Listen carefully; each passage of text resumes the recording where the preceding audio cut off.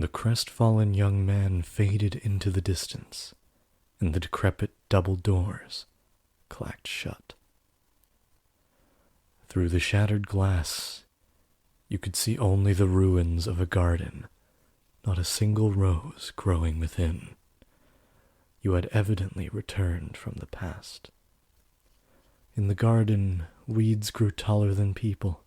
You found it difficult to look at. A wolf howled in the distance. The children, the sea of roses, and the white-haired girl were nowhere to be seen. You and the maid who called you master were the only people present in the mansion. What happened to them next? Oh, master, you would know better than I. My, you cannot remember? It seems this is quite serious, then. Worry not, my loyalty lies with you, master. The mansion has witnessed more yet. Let us make our way to the second door.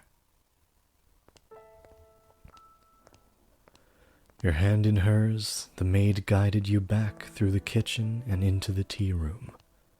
Her palms were still cold. You felt as though you were clenching ice. Master, do you wish to know the truth, no matter what may be hidden within? Or if it is something you would be happier not knowing, would you rather remain in the dark? Oh, is that so? I wonder about their father. Yes, the flaxen-haired sibling's father. Do you think he knew about the white-haired girl? If he did, then perhaps he allowed her to stay because of how deeply he loved his wife. Or maybe because he did not want people to find out about her. I expect he too experienced many different emotions, but those pages of his story remain untold. Their parents likely had a turbulent tale as well, but theirs is not of consequence. To whom? I could not tell you. What an interesting way to frame all this, man. Like, seriously, this is amazing. You and the maid crossed through the entrance hall, continuing your trek. At some point, the fire in the fireplace had faded to embers, emphasizing the lack of light within the mansion. The maid took a candlestick and lit it in the cinders. The small flame illuminated her pale face. On a whim, you asked the maid about herself. About me? I am a maid devoted to your service, master, as I have said. Oh, what was that? You are interested in my name? You flatter me. I truly do appreciate the question, but you are more than welcome to simply call me the maid. Also, it would make me much happier to hear you say my name after you have recalled who you are, master. A subtle smile rose to the maid's face, after which she began to lead you down a first-floor corridor. Still holding the maid's hand, you passed in front of a full-length mirror. In it reflected the warm light of a candle, which disappeared out of range shortly thereafter. Oh my, is something the matter? Did you come across something peculiar? The maid had not appeared in the mirror, though she was not the only one without a reflection. You reached the end of the corridor. There appeared to be a doorway, but the door itself was long since gone, only leaving a hole in the wall to frame the stairs behind it. Without hesitation, the maid descended into the darkness. You have more interest in this mansion, master, than in a mere maid, do you not? Though it pains me to say as much in your presence, master, this house is cursed. Yes, it is a curse that runs deep. As you just bore witness to, the majority of those who dwell within these walls fall into misfortune. I have served here for many years, and periods of happiness are as fleeting as a sugar cube in a cup of hot tea. Why did such tragedies befall them? If I were to guess, Master, it was because you had not returned. But when you remember your true self, the mansion's curse should be broken. The next door is before us. It appeared to be the entrance to a cellar. The disconsolate wooden door was visibly rotten in several places, and it seemed it might crumble at a single touch. You could hear the sound of something devouring meat beyond the door. Maybe there was a beast living within. Before you had a chance to say you thought it was dangerous, the maid opened the door with a chilling smile on her face. Your first impression was that it smelled of blood.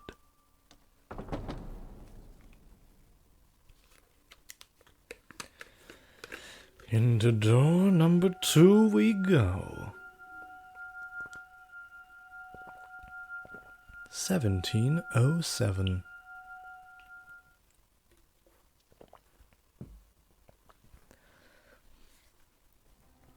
The mansion sat in ruins in that era. Not a soul resided within. The grandeur of the house was lost to the ages. It was in perpetual decline. Not a flower grew in the garden. Dust and dirt blackened the plaster. Cobwebs blanketed the corridors. Ivy shrouded the outer walls. It was not a pleasant sight. As hard as I tried to fight it, I could not stop the mansion's descent into disrepair. The depth of the previous owner's grief, or perhaps despair, was far too much. After the beautiful flaxen-haired family, people stayed away from the mansion. They had no heirs, so their bloodline simply vanished into the depths of history. It had been about 50 years since the house last had a resident. The forlorn property appeared as though it had been abandoned for centuries, and the occasional villager who stumbled upon it did not remain there for more than a day. My time there was rather solitary. That was perhaps the loneliest time of my life. Everyone who visited the mansion feared it, and it was left without anyone to become its master. I even came to believe that my time serving as a maid would come to an end in that era. However, one day, I noticed something out of the ordinary. As a servant of the house, I am almost immediately aware of any new presence within its walls, and there appeared to be someone downstairs. Can you imagine just how delighted I was?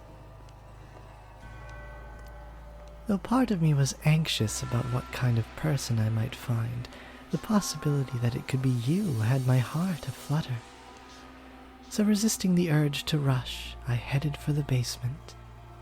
The cellar was where red wine, smoked meat, and other preserved foods were kept. By that point, the wine was practically antique. As I had expected, a man had made his way into the cellar. Is anyone there? Although I am unsure if referring to him as a man is entirely accurate.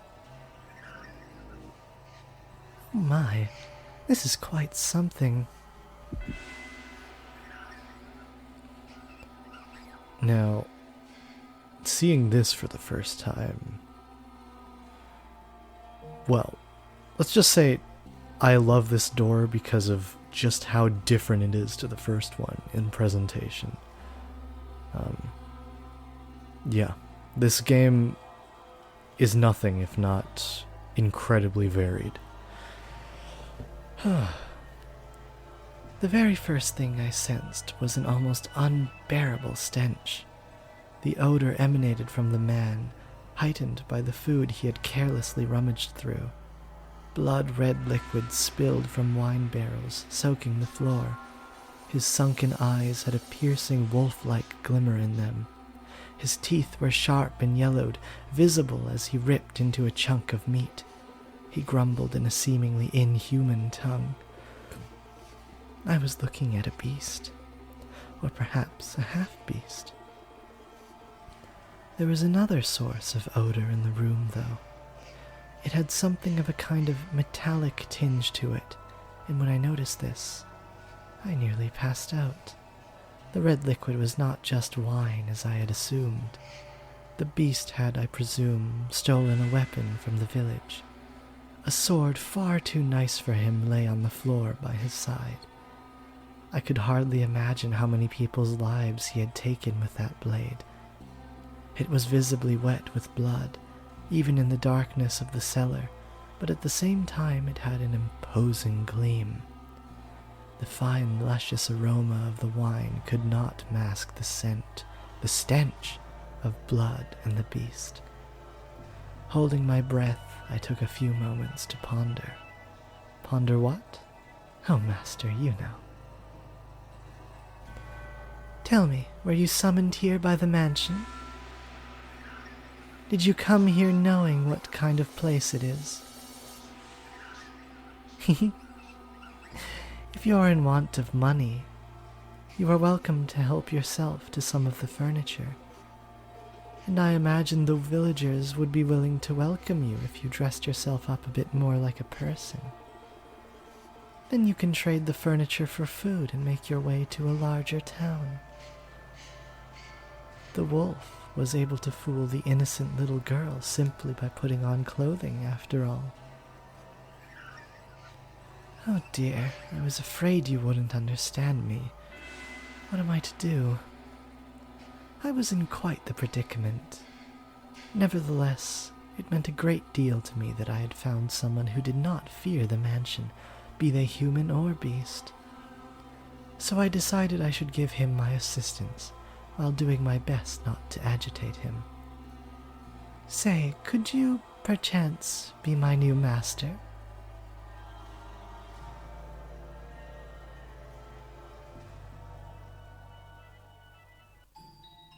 I love this track so much. It just gives off the feeling of... It just gives off the feeling of like a dark haze, a mist, which is perfect for this new character's design. It's like a dark haze overshadowing all of your judgment. But there's also a sense of innocence and introspection even, which in a particular scene, this track always makes me think of a particular scene, and when we get to that, I'll definitely be sure to gush some more. The mansion sat near the ocean.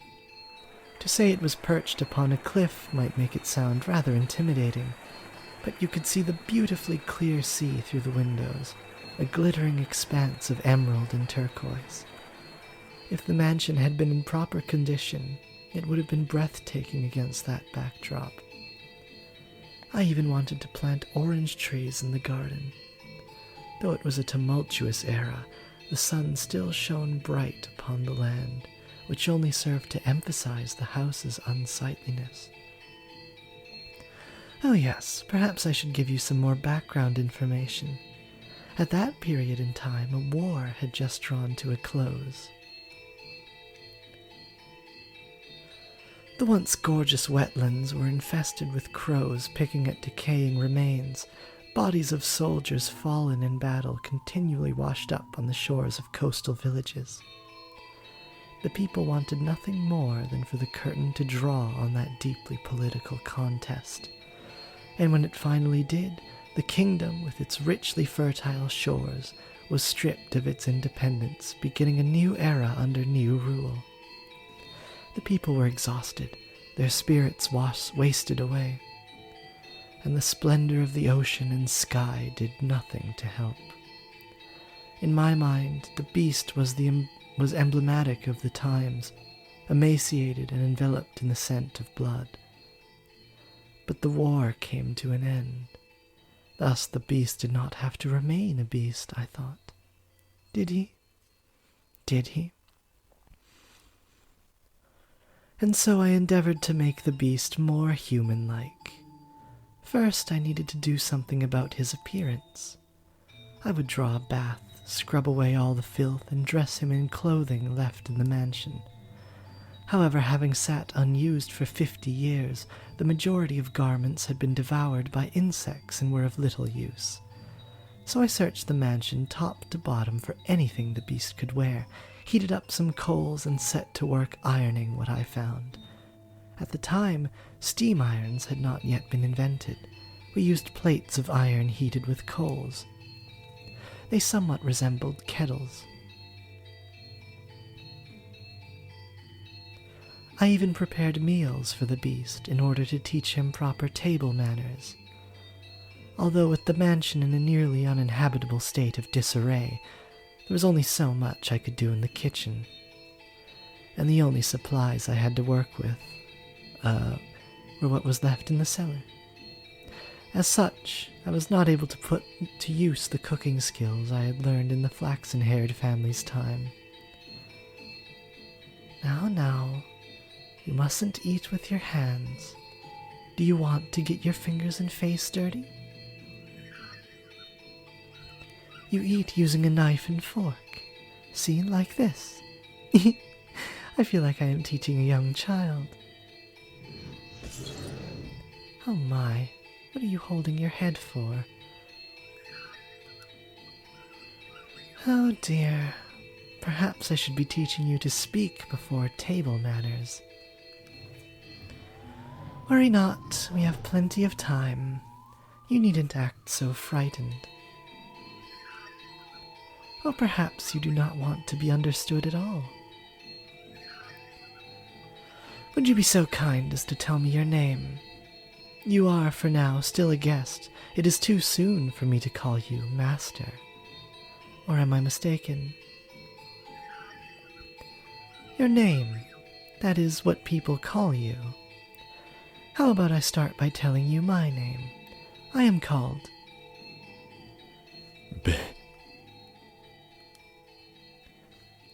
Bestia. Bestia. Your name is Bestia.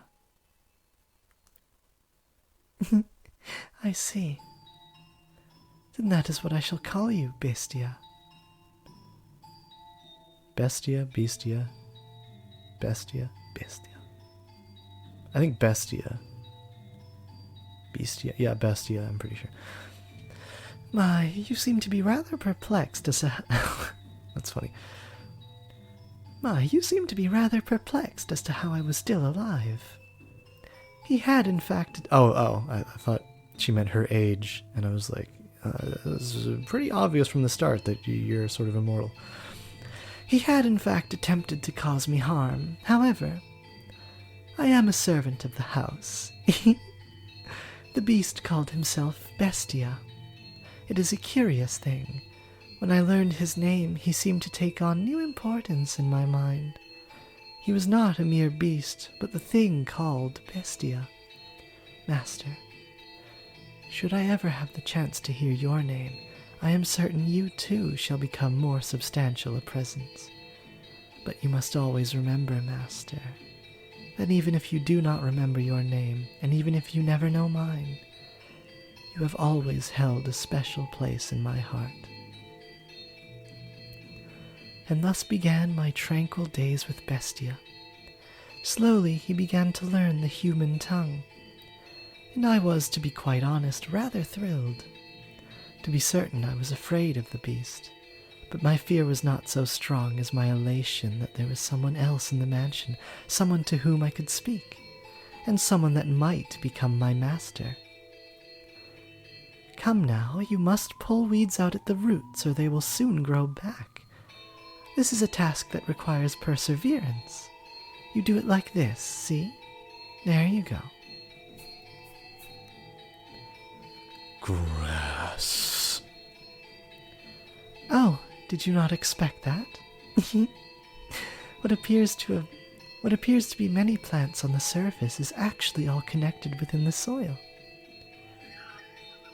This is a task that requires a man's strength. If there were other servants, they could do it, so I apologize for making you tend to the garden, future master. Or perhaps, now that you are all dressed up, do you wish to leave the mansion and find someone to fool, as the wolf did the sweet little girl? Have you no interest in remaining in such a disheveled house? Go on. Not want leave. Oh my, is that so? If you wish to stay, then I shall not stop you. On the contrary, I will gladly attend to you. I am waiting for the person who is to become my master. Forever waiting. I should be able to watch over you until the day you depart this world, old and wrinkled. Do you not believe me? That was an awkward laugh. It's hard to do little high-pitched laughs quietly. It's hard to do anything high-pitched quietly, as I'm sure you're sick of me saying if you've been watching my Paper Mario stuff. Are you interested in becoming the master of this house? Will be. I have to wonder if you know what you are saying, although it matters little whether you do or not. Oh my, look at that. Now this brings back memories. This is called a rose. Do you know what a rose is? It is a type of flower. Not. No. Do not. No. I see. Then allow me to teach you. What you have here is not a real rose. The real roses wilted and are sleeping in the soil. This is called an accessory. It is something women wear. The beast held an ornamental white... Oh, shit! Fuck. God damn it. You try to stretch or do anything. The beast held an ornamental white rose in his hands, an object someone sometime meant to give to someone else. Curiously, the white rose was just as stunning Curiously, the white rose was just as stunning as it had been the day it was made, despite being buried in the earth for so many years. I hear roses make wonderful gifts. I had presumed the beast would either discard it disinterestedly or destroy it.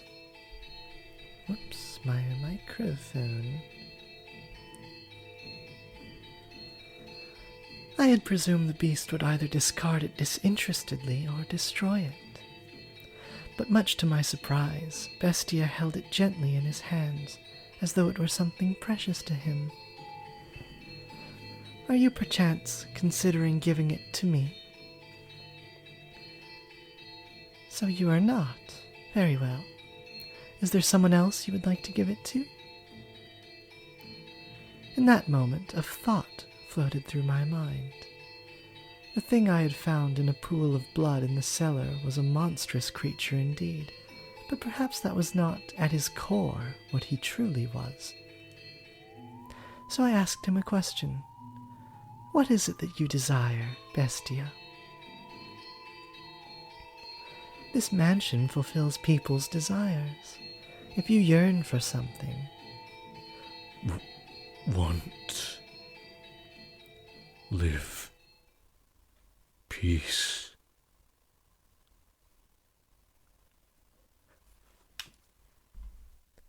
Look at that filthy thing! A beast! It's a beast! It's eating goddamn sand. Are you really that hungry? Beast! You foul creature! Stay the hell back! Get any closer! Filthy beast! And I'll kill you!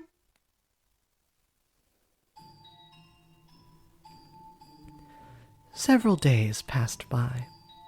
As Bestia began to act more like a person, the mansion followed suit, slowly becoming more habitable, though not yet back to its former glory. No flowers grew in the garden, but neither were there weeds infesting it. The dusty corridors, shattered windows, rust-covered kitchen gradually returned to their proper states. Bestia learned how to change his own clothes and how to draw a bath. No longer did I have to wait on him hand and foot. He could take care of a number of things all by himself. What we lacked for food, he acquired from the forest. Never did he go to purchase supplies from the village. Rather, he captured hares and gathered herbs hidden in the overgrowth. There were days without incident. And though such a life may be wont for excitement, peace is something you mustn't take for granted. Those who have it cast it aside, finding the leisurely flow of time dull. Only those who have never experienced it truly know how precious it is. Bestia appeared to be content. He wore an expression of solitary serenity. Someone! Is anyone there? And then one day, a crack formed in the uneventful tranquility. Is anyone in there? Could you part with some food? I don't need much. Some food and water. Just a little. That's all I need. Bestia looked over at me as if seeking my aid. Ironic, no? It was the visitor who was truly in need of aid. I pondered it for a few moments, deciding that I could not simply turn away someone calling upon the mansion. Had Bestia ordered me not to let him in, I would have followed his instructions, but he said nothing.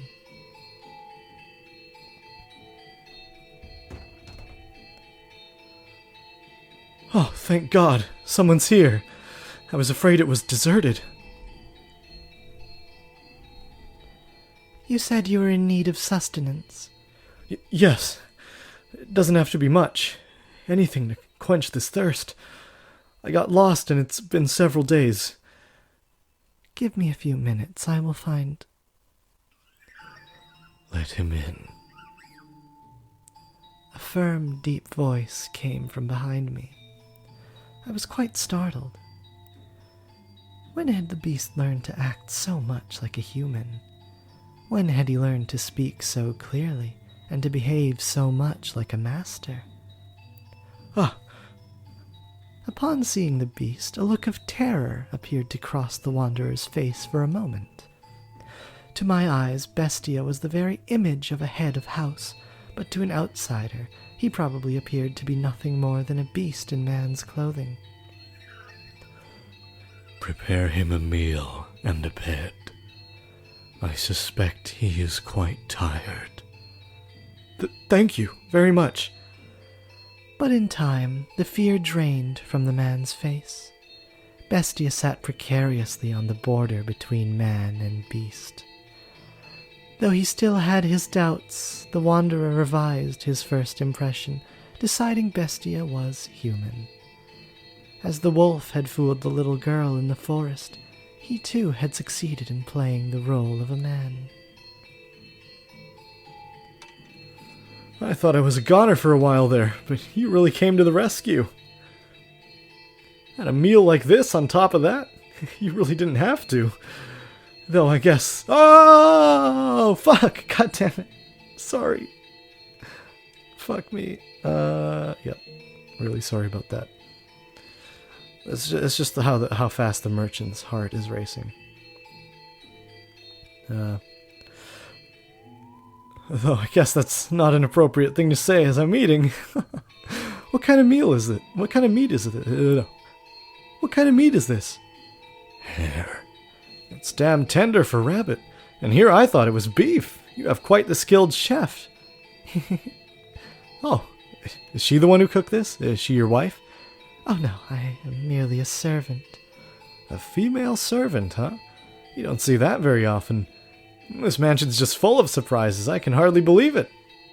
Lost for days, and as soon as I think I'm dead, there it is. Thinking back on it now, it's miraculous. But why are you two living alone on a house on the cliff? In a house on a cliff? Oh, I beg your pardon, asking too many questions without telling you about myself. My apologies, just a little too excited to finally see other people. I'm a merchant. I do international trade. Until a few years back, spice exports pretty much all came from one place. But now that we've established trade routes of our own, my country's fighting tooth and nail to push its exports. And in fact, some have lost a few teeth in the fight already. But that's just how it works. It's a cutthroat world. You do what you must to survive. That's just how it works, the merchant said, a sorrowful look on his face. He was quite clearly putting on a show, though. Confidence in himself and his homeland radiated from that man. I came to this land to do business, but much to my chagrin, I somehow ended up lost in the forest. Had I wandered around for much longer, I'd have lost the chance to ever see my beloved again. Your beloved? Yes, sir. I'm constantly out on business, so we only get to see each other a few times a year, but she always waits for my return. I'd like to introduce you to her if I ever get the chance. She's a pretty girl, if not especially striking. Is that so? The merchant was a man of many words, and I, for one, do not mind a lively supper table. Though I know not how Bestia felt, at the very least, I was glad we had invited the wanderer into the mansion. He was, after all, holding a proper conversation with someone, and he seemed to be having success concealing his piercing, beast-like gaze. However... All right. I stopped by the village before entering the forest, and I heard a bone-chilling tale there. As soon as the merchant brought up the subject, a palpable tension spread through the room. They say there have been sightings of a beast. It's a creature unlike anyone's seen before. Not a wolf or a bear or anything like that. It even attacked the village once, killing several people. Thankfully, the men managed to drive it out. But the creature is still alive. There's nothing in this world scarier than a vicious beast.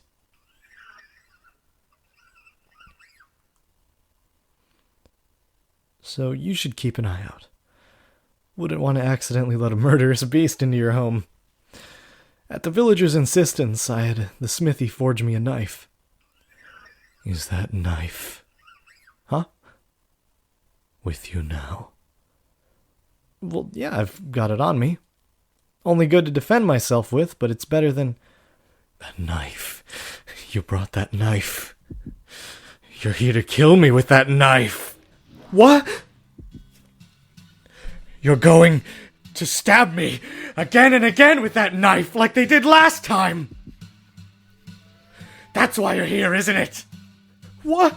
What are you talking about? What's gotten into you? Stab and stab and stab! Calm down, what are you so worried about? I'm not gonna hurt you with this.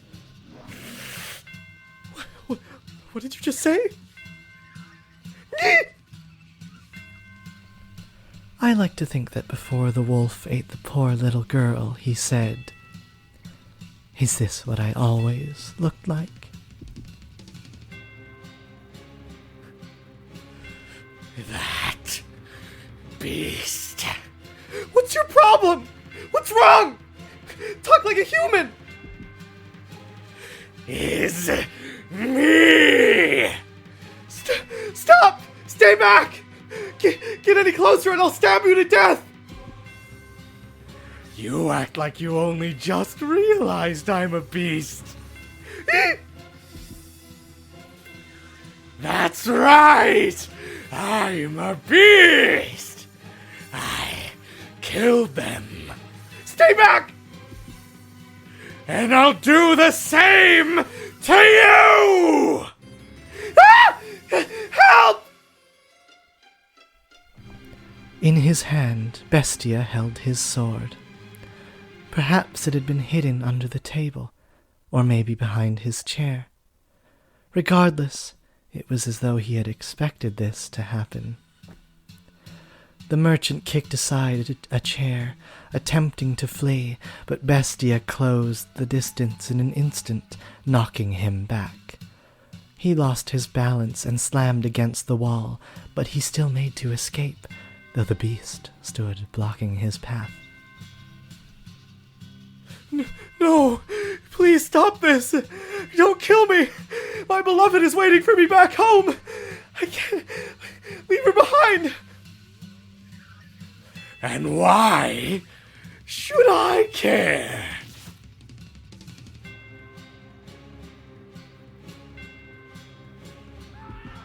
Ah! A dreadful scream echoed through the dining room. I reflexively covered my ears.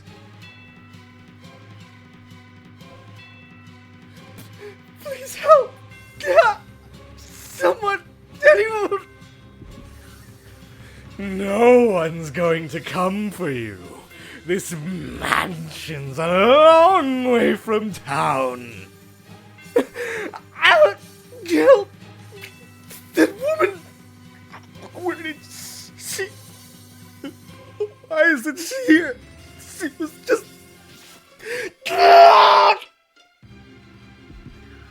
You'll kill me if I don't kill you, and so I must show you that I will. I must show you that I'm serious. I must kill you, or you won't understand. You just won't understand. If I don't show you firsthand, you won't understand! I'll make you understand! I'll make your flesh and bones understand! I'll kill you! I'll kill you!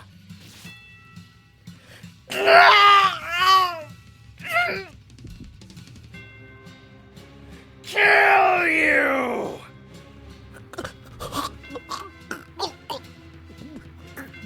That's right! I am a beast!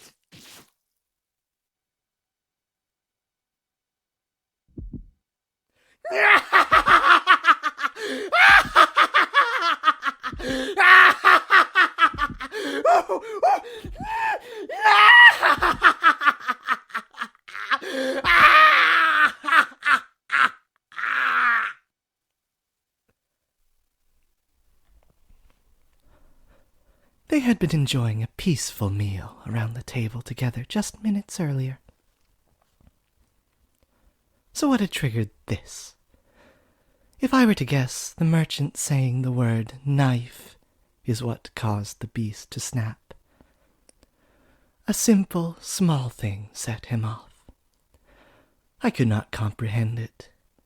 Bestia, who had said he wished for peace, was staring down at the ravaged corpse of a merchant, with a look of ecstasy on his face. Master, can you understand how he felt? Even just a little? Did he not yearn for peace, but for slaughter? Did he not yearn for peace, but for slaughter? Good shit.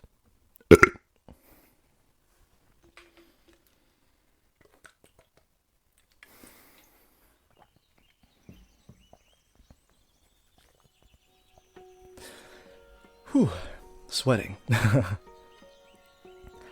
All right, that does it for today's shopping. And now the moment we've all been waiting for, snack time. There's nothing better than a ham sandwich in the park. I believe this is the most historically inaccurate thing in this game, possibly. Aside from the fucking time-traveling mansion, of course. I don't believe ham sandwiches were invented at this time. Like, perhaps Pauline's an innovative little person and is I think it is explained later that she's not buying sandwiches, she's like making them herself, but the fact that she's calling them sandwiches is strange. Oh dear, maybe I should lower my voice when I'm talking to myself. But it's so nice out, I just can't help myself. Does the weather have anything to do with talking to oneself? Not important. Food! Now, if he were here, it would taste even better. I wonder when I'll get to see him next. Pauline! There you are! Oh dear! What's got you so frazzled, Mom? Oh, Pauline. What is it? Did something happen? What's the matter, Mom? Mom? Pauline. This isn't like you, Mom. It's not like you at all. Tell me, what happened? I told you to stay away from men who trade. Huh? Oh, Pauline, my dear daughter, why must God be so cruel to such a sweet girl? You're hurting me, Mom. Pardon me, I need more water. Don't squeeze so tight. What's gotten into you? Listen carefully, Pauline. You must be calm and hear me out, understood? Your lover, the beloved man you wait for, is dead.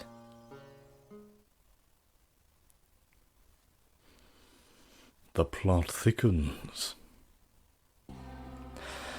The beast's humanity began slipping away from him after that encounter. He had returned to the thing I found. He had returned to the thing I found in the cellar. Actually, he prowled the mansion's halls looking more barbaric than ever. Despite all the effort he had put into learning to act like a human, he now ripped the velvet curtains off the wall, howling shrilly, stomping back and forth through the hallways and ravaging the garden. I watched him intently, though from a distance. Bestia was not merely a beast, but an out-of-control, bloodthirsty beast. Just a few days ago, we had been tending the garden together, but that was no longer possible. I was quite disappointed. Eventually, Bestia discovered my hiding place.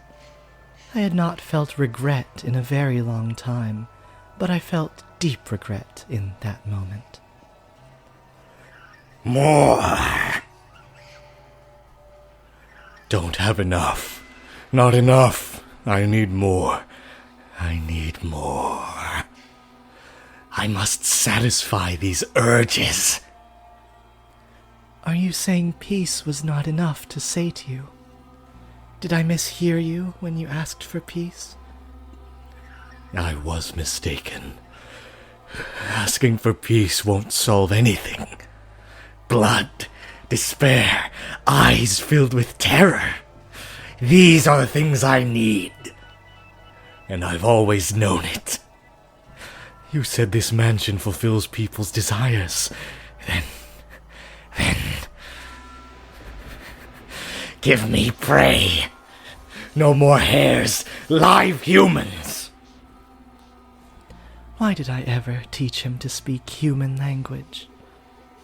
Before long, the mansion granted his wish.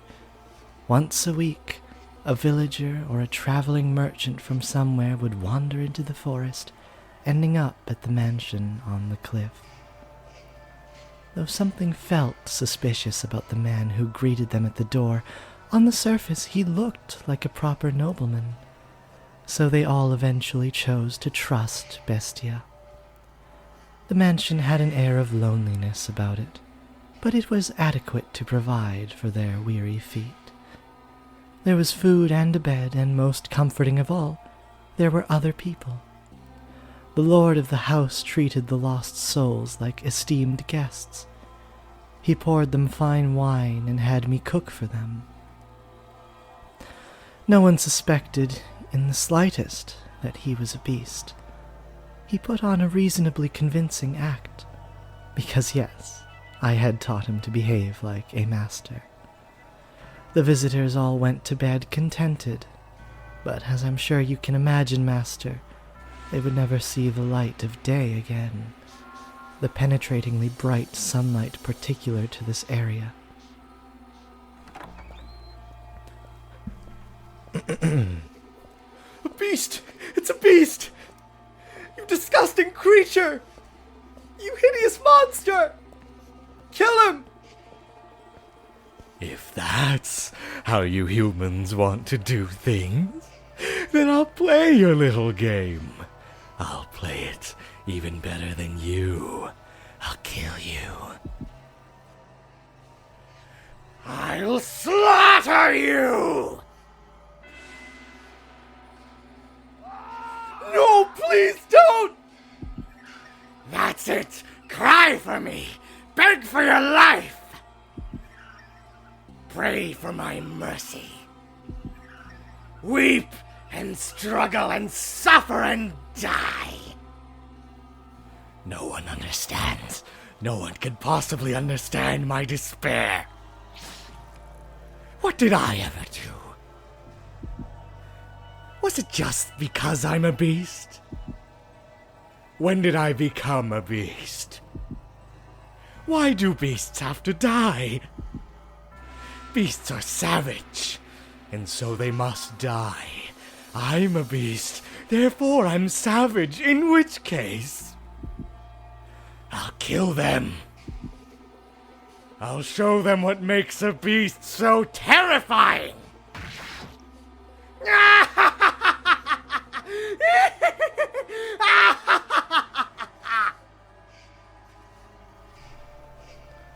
Moonlight crept through the torn velvet curtains, shining down upon the blood-soaked beast.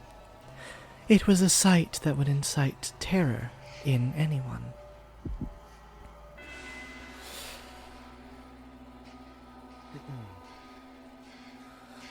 Look at this. No one can stand up to me.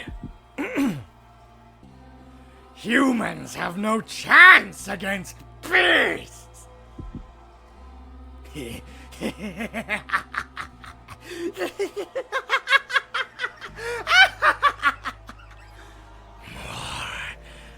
need more. Give me more prey.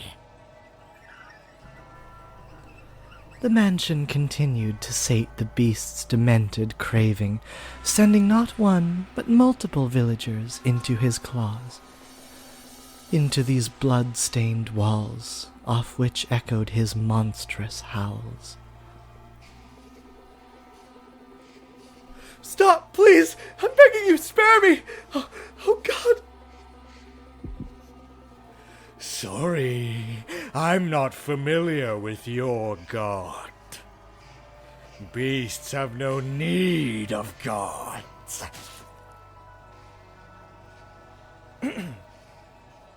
I have a wife and son back in the village! Please let me return to them! Why don't you bring them to me? I'll send them to the same place you're going.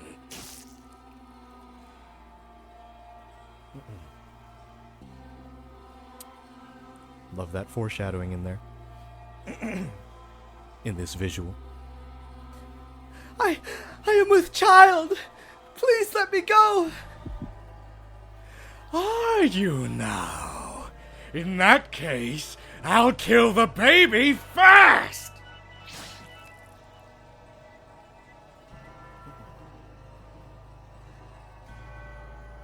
You damned monster!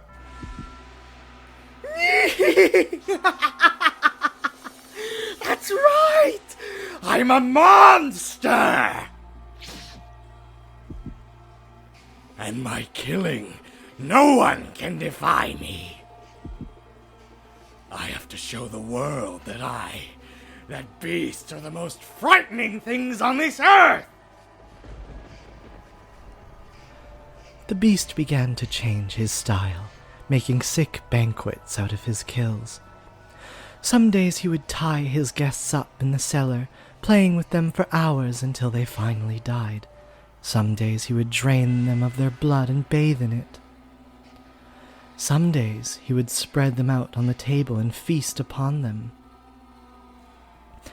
Every week, another atrocious party. He did everything imaginable. As a faithful servant of this house, I am confident I can do most anything I am asked. Oh, you can surely imagine my surprise at having to use the cooking skills I learned while serving the flaxen-haired family to do that. I can only wonder if it actually tasted any good. Bestia's peculiar sword was always with him for his twisted banquets of self-gratification. However much blood stained it, it never lost its sheen. It was as though the sword drank of the flesh of humans. Master, can you imagine just how wretched I felt? The mansion, once a beautiful sight to behold, reeked of death and acrimony. The stench of rotting flesh seeped up from the cellar. Even the years it spent forsaken and in ruins were preferable to that. Or perhaps I only had myself to blame. It was I who had invited the beast into the mansion.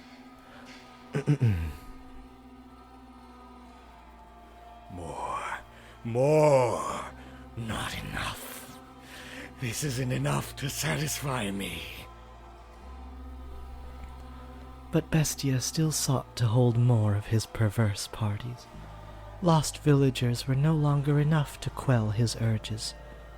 He was indeed a genuine beast, and in time, this is what he began to wish for. Can't you get me any better prey? Something truly exquisite. The perfect prey to quench this maddening thirst of mine. Do you know what he meant when he asked for the perfect prey, Master? Perhaps a hero, someone courageous enough to stand up to him, with whom he could enjoy a battle to the death. Perhaps a dazzling young nymph to satisfy his other primal urges. Or perhaps what he wanted was not human at all, but a demon or a phantom, human at all. I would soon find out as the mansion attempted to grant his wish, bringing yet another guest to the house on the cliff.